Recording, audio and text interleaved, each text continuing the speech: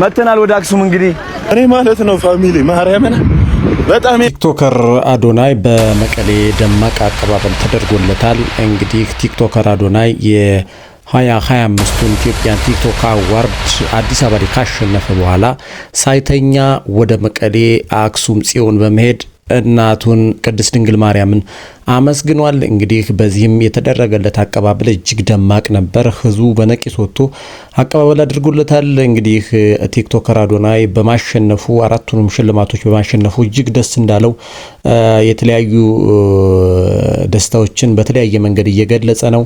እንግዲህ ይህ ደስታ በጣም እጅግ የሚያስደንቅና ደስ የሚያሰኝ ነገር ነው። ይህን ተከትሎ በርካታ አድናቂዎቹ በማሸነፉ እንኳን ደስ ያለህ ቲክቶከር አዶናይ ይገባሃል፣ ይህ ላንተ ሲያንስ ነው የሚል መልእክት በተለያዩ የማህበራዊ ሚዲያ ገጾች እያስተላለፉለት ይገኛሉ። እንግዲህ በርካታ ሰዎችም ደስታቸውን እየገለጹ ይድረስህ፣ ይገባሃል እያሉት ይገኛሉ። እንግዲህ ሌላው ሱራጃ በቲክቶክ አዋርዱ ላይ እጩ ሆኖ ባለመሸለሙ በስሜት ሆኖ እያለቀሰ ስሜቱን ሲያጋራ ተስተውሏል። እንግዲህ ይህንን የተመለከተው ቲክቶከር አዶናይ ሱራጃ ይህ ሽልማት ላንተ ይገባ ነበር፣ ባትሸለምም አሸናፊ መሆንን ማወቅ አለብህ። አለመሸለምህ አንተ ላይ የሚያመጣው ተጽዕኖ የለም። ስለዚህ እኔ ያንተን ደስታ ያንተኑ ስሜት እጋራለሁ። ስለዚህ እኔ ካገኘሁት ሽልማት ላይ 100 ሺህ ብር ላንተ ሰጥቻለሁ። ስለዚህ በውስጥ አናግረኝ የሚል መልእክቱን አስቀምጦለታል። እንግዲህ ይህ ጥሩ ነገር ነው እየተባለ ይገኛል። ምክንያቱም የሰው ስሜት ቲክቶከር አዶናይ የሰው ስሜት ተሰምቶት ይህንን ማድረጉ ይበል የሚያሰኝ ነው እየተባለ ነው። በሌላ በኩል ቲክቶከር አዶናይ ለአርቲስት ሰለሞን ተካ የመኪና ቻሌንጅ መጀመሩ ይታወሳል። ይህን ተከትሎ አርቲስት ሰለሞን ተካ ለሱ ያላቸውን ፍቅርና አድናቆት ገልጸዋል። እንግዲህ ይህ ያልጠበቅኩት ነው። እኔ የምኖረው በጡረታ 7000 ብር ነው። ነገር ግን እሱ የኔን ህመም የኔን ሲቃይ ተጋርቶ የ50 ሺህ ብር ድጋፍ አድርጎልኛል የሚል ደስታቸውን ገልጸዋል። እንግዲህ ለዚህም ምስጋና አቅርበዋል። በተለያዩ ማህበራዊ ሚዲያዎች ላይ ለእርሱ ያላቸውን ክብርና ፍቅር እያጋሩ ይገኛሉ። በሌላ በኩል ደግሞ እንግዲህ ቲክቶከር አዶናይ ይህንን ማሸነፉን ተከትሎ እንግዲህ ወደ መቀሌ ሄዶ ደማቅ አቀባበል ተደርጎለታል። ነገር ግን በዚህ ደማቅ አቀባበል ላይ ወደ ቤተ መቅደስ ገብቶ ሰው ያደረገለት አቀባበል ወይም ደግሞ እሱ ወደ ቤተ መቅደስ ሲገባ ነጠላ ለብሶ መግባት ነበረበት። ነገር ግን ይሄን አላደረገም። ነጠላ ለብሶ ቤተ መቅደስ ቢገባ ጥሩ ነበር። ነጠላ ሳይለብስ ቤተ መቅደስ ውስጥ ገብቶ ፎቶ ሲነሳ መታየቱ እንግዲህ ብዙዎች አልወደዱትም። ምክንያቱም የቤተ ክርስቲያኗን ስርዓት ያከበር አይደለም፣ ስርዓቷን ማክበር ነበረበት በሚል ሀሳብ አስተያየታቸውን እየሰጡ ነው። ትችትም እየሰነዘሩ ነው። እንግዲህ ቲክቶከር አዶናይ ይህን ማድረጉ ትክክል ባይሆንም የተወሰኑ ሰዎች ቢነቅፉትም በርካታ ሰዎች አድናቆታቸውን እየገለጹ ይገኛሉ።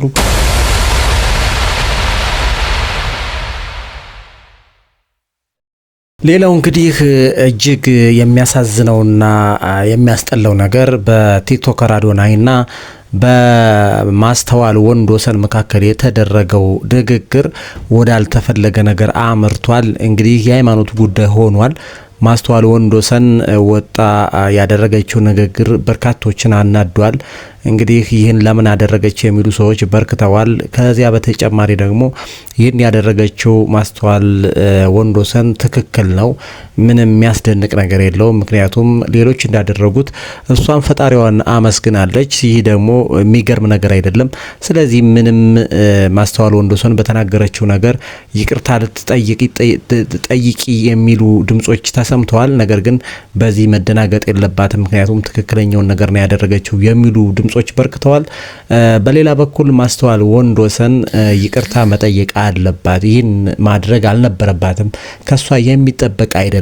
ምክንያቱም ሌሎች ያደረጉት ወይም ደግሞ ፈጣሪያቸውን ያመሰገኑት ተሸላሚ ሆነው እንግዲህ የፈለጉትን እንዲናገሩ ስለተፈቀደላቸው ነው። ነገር ግን እሷ እንድትናገር ሳይፈቀድላት ያስተላለፈችው መልእክት ትክክል አይደለም። ስለዚህ ከሷ የሚጠበቅ ስላልሆነ ይቅርታ ልትጠይቅ ይገባል የሚሉ ድምጾች በርክተዋል። ሰዎችም ይህን ሀሳብ አስተያየት እያጋሩት ይገኛሉ። በስፋት ማህበራዊ ሚዲያ ላይ እንግዲህ እየተጋራ ያለ ጉዳይ ነው። ቲክቶክ አዋርዱ ከተካሄደ በኋላ ይህ ጉዳይ በርካታ ሰዎች አጋርተውታል፣ ሼር አድርገውታል። ከዚያ ይህን ተከትሎ ቲክቶከር አዶናይና ሌሎች ቲክቶከሮች ፈጣሪያቸውን ከፍ አድርገው ሲያመሰግኑ ተሰምቷል።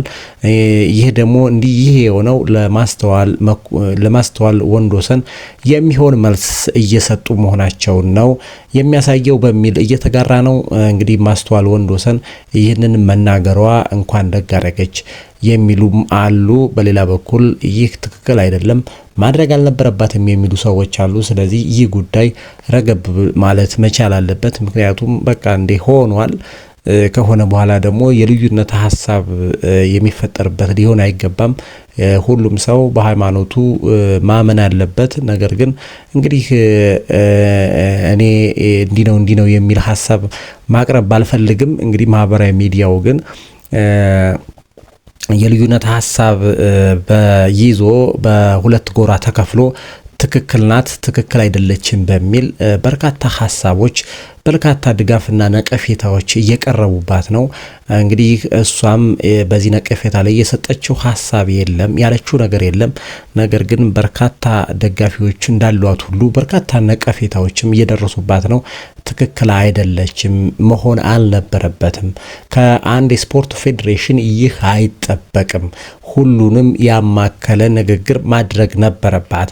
ነገር ግን እሷ ለተከታዮቿን ብቻ ነጥላ በኢትዮጵያውያን ባዘጋጁት ቲክቶክ አዋርድ ላይ እንዲህ አይነት ንግግሮች ማድረጓ ተገቢ አይደለም። ምክንያቱም እዚያ መድረክ ላይ የወጣቸው ሁሉንም ኢትዮጵያውያንን ወክላ እንጂ የፕሮቴስታንት እምነት ተከታዮችን ብቻ ወክላ አይደለም የሚሉ ሰዎች እንዳሉ ሁሉ በሌላ በኩል አይ ማስተዋል ወንዶሰን ያደረገችው ነገር ትክክል ነው፣ ባገኘችው አጋጣሚ ሁሉ ኢየሱስን መስበኳ ትክክል ነው፣ ነቀፌታ ሊደርስባት አይገባም፣ የተሰጠው ነቀፌታ ትክክል አይደለም በሚል ድጋፋቸውን እየሰጡ ይገኛሉ።